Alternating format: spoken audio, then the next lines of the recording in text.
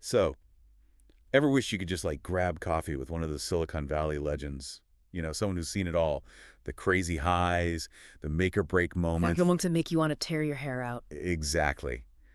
And today's deep dive is like the next best thing. We're diving into The Hard Thing About Hard Things by Ben Horowitz. Yeah, this book, it's not your typical business book, with all the feel-good Right. advice. It's refreshingly honest. Totally. Ben holds nothing back. He's like that mentor who tells you exactly what you need to hear, even if it's tough to swallow. No sugarcoating. Hmm. And what's even more interesting is his background. I mean, who else do you know goes from like a communist upbringing in Berkeley Can you imagine? to leading some of the biggest names in tech? It's wild, right? But I think that journey, as offbeat as it is, really shaped how he views risk, resilience. And facing those fears head on. Exactly. You can almost see a line from him confronting like racism as a kid to staring down a company that's about to go bankrupt. Which is a far cry from the whole fake it till you make it advice you usually hear about leadership. Right. And that's where his idea of the struggle is so spot on. You know that feeling you get, that weight, like you're drowning in problems as a leader? Every decision feels massive. Ugh, yeah. Like one little choice could make or break everything. That's it. That's the struggle. And Ben argues that CEOs, they shouldn't try to hide it. Makes sense. Instead, be open, be real about the tough stuff. That's how you build trust. And honestly, it helps everyone learn from those inevitable missteps way faster. He even talks about almost bombing an investor meeting because he was so stressed out personally. Oh, yeah, that story. It's a good reminder that even CEOs are human. We need support too. 100%. You Yeah. can't just compartmentalize and expect to function at your best.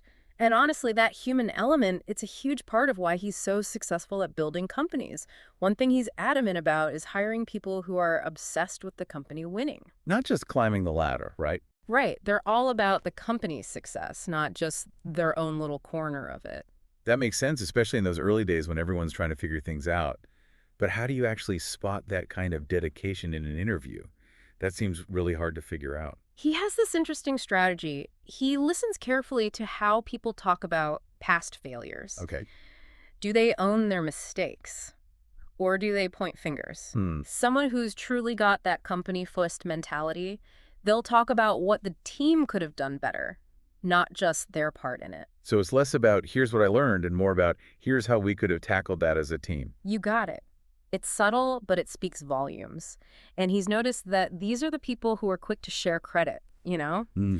They genuinely light up when they talk about the company's mission, not just their own goals. Yeah. They get that when the company wins. Everybody wins. Exactly. And that whole team first thing, it's not just about who you hire, It actually goes way deeper, like into the DNA of the company.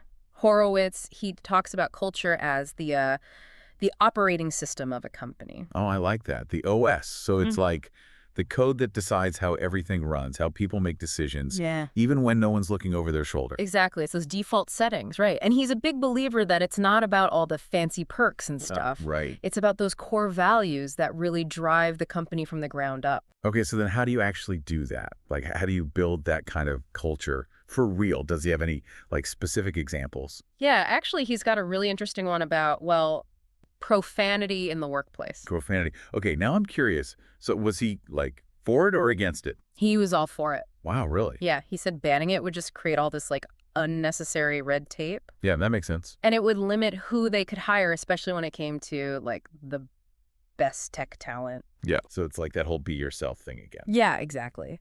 Allowing people to be themselves, even if they swear sometimes, it signaled the kind of company they were.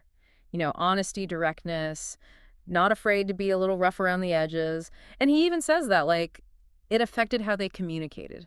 Interesting. More straightforward, efficient. Like, we trust you to be adults. Let's get stuff done. Exactly. But here's the thing, though, right? Building a culture, it's not a one-and-done deal. Right. Things change. People come and go. You got to keep at it. He talks about culture needing, constant maintenance. It's like you can't just write code once and expect it to run forever, Hey, right? perfect analogy. Yeah. You need to keep debugging, updating as new stuff pops up. So what's that look like in a company?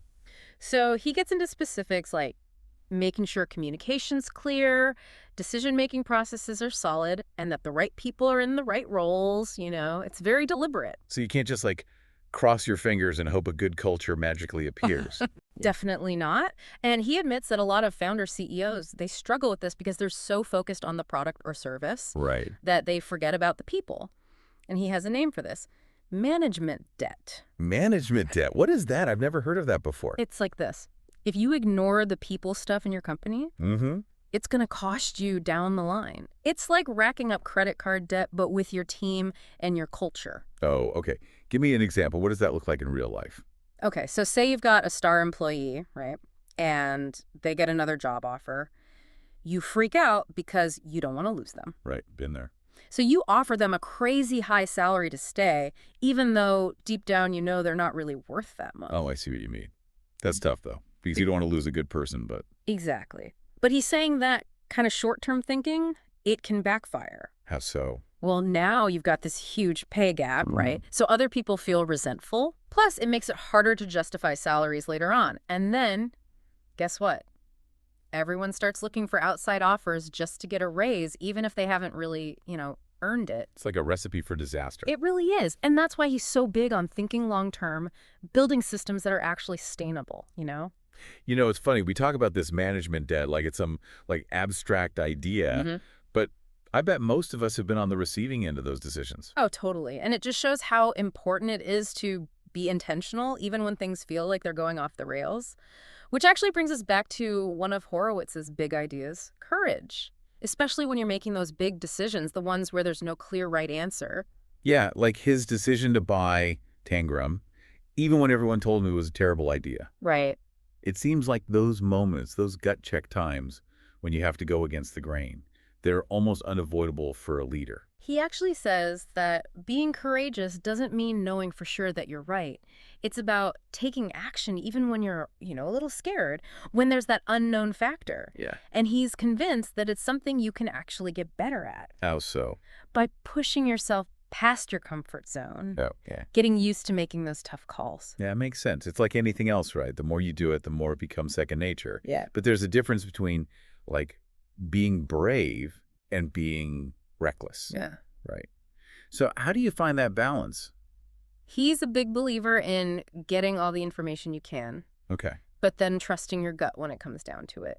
And he's clear that it doesn't mean just ignoring advice. It's about really considering it Right. and then owning your decision and what comes after. So it's not just blindly going with your gut. It's about using your head and your heart, trusting yourself. And then once you've made that decision, especially a tough one, how do you tell everyone else, Well, he's all about being transparent, even when it's uncomfortable? even then. He believes in clearly explaining those decisions, the why behind them, even if some people aren't happy about it. And honestly, that's what builds trust over time. Because if people don't get why you're doing it, they're not going to be as on board, even if they have to go along with it. Exactly. He even gives practical tips on how to break bad news, Yeah. acknowledging the impact on the people it affects, but also being clear that it's a done deal. So it's about finding that sweet spot between empathy and being firm. Exactly. And this actually ties back into his idea of making yourself a CEO. Uh-huh. He says that being a leader often means doing what he calls unnatural motion. Unnatural motion. What's that? So it's about doing things that might feel weird at first, like they go against your natural instincts. Okay, give me an example. Like what? It could be something like giving blunt feedback, even if it's to a close friend, or making a decision that's going to ruffle some feathers, like, I don't know, letting someone go or putting a stop to a project that people love. These are all things that come with the job. Yeah. Those are the tough ones. I get it. It's that human thing, right? We want to avoid conflict. We want everyone to like us. Totally. But sometimes being a good leader means making those hard calls, even if it means being the bad guy for a minute. He doesn't sugarcoat that at all. He's like, yeah, those things are hard, but you got to do them. They're crucial for the company to be successful. And he even talks about how to do them well. How to be the bad guy the right way. Exactly. With empathy, with integrity. It's actually really refreshing, honestly. I bet. So it's no wonder this book has become so popular, especially with tech leaders. It's like a roadmap for navigating all the ups and downs of building something from nothing. Absolutely. He's real about the fact that it's going to be messy, there will be doubt, and definitely some oh shit moments, or as he calls them, WFIOs. Right. Those we're fucked, it's over situations. We've all been there. Exactly. But even in those moments, even when it feels like everything's falling apart, there's this underlying message of hope in the book. Hmm. that you can get through it and come out stronger on the other side. It's almost like he's saying it's okay to not have all the answers, to embrace the struggle. Yes, 100%. Well, as we wrap up this deep dive, I think the biggest takeaway is this. Embrace that struggle. Don't run from it. Get the info you need. Trust your gut. And remember, courage isn't about being fearless. It's about taking action even when you are afraid. Perfectly said. Thanks for joining us for this deep dive into the world of leadership. It's messy, it's tough, but ultimately, it's incredibly rewarding. Until next time, keep learning, keep growing, and keep embracing those hard things.